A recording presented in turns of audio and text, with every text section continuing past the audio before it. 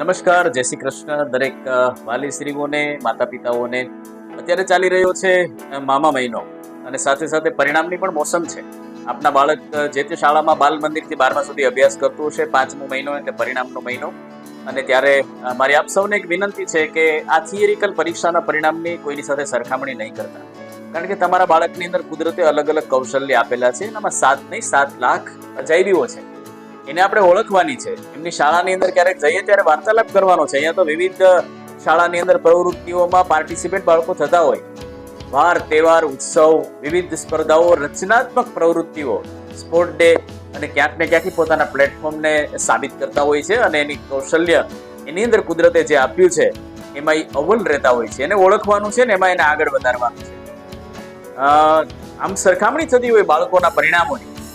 મેં એવું સાંભળ્યું છે કે એક શેરીમાં એક બાળકને 68% આવ્યા, એટલે એમના મમ્મી પપ્પાએ અને એમના પરિવારે એ 68%ના પરિણામની પાર્ટી કરી અને બાળકને પ્રોત્સાહન આપ્યું અને એની પેટને થપથપાવી અને એમને એવું કીધું કે બેટા, તારી મમ્મી અને તારા પપ્પા તારી સાથે છે.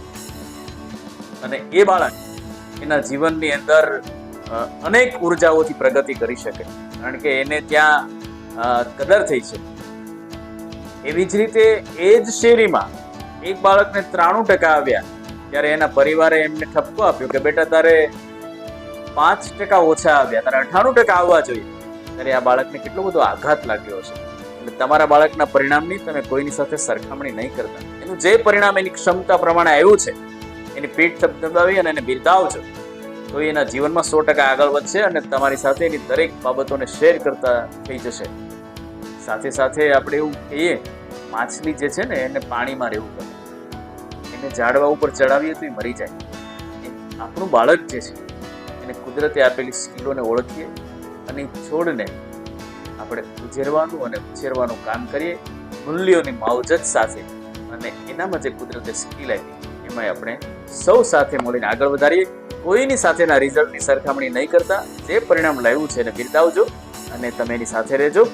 100% એના જીવનમાં સુખ, શાંતિ અને સમાધાનની અનુભૂતિ એ કરશે અને આગળ વધશે.